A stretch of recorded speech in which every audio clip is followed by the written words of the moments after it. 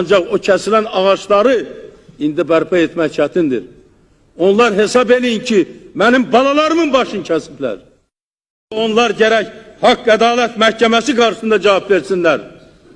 Orada gəlib o bakkal dükanları salanlar, orada gəlib özlərinə xüsusi mülklər salanlar, onların hamısını dağıtmaq lazımdır, qovmaq lazımdır, uçurtmaq lazımdır.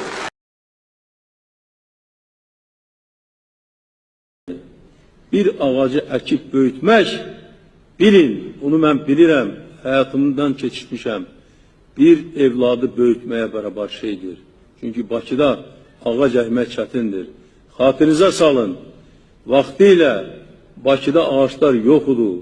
Maksim Gorkinin sözlərini yadınıza salın, əsrin əvvəlində Bakıya gələn.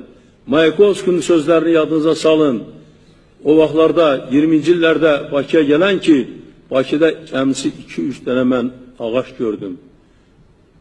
Ancaq biz Bakını yaşıllaşdırdıq. Bəli, küçələri, meydanları, Bakıdan aeroportdan gedən o böyük trassanı, başqa yerləri yaşıllaşdırdıq.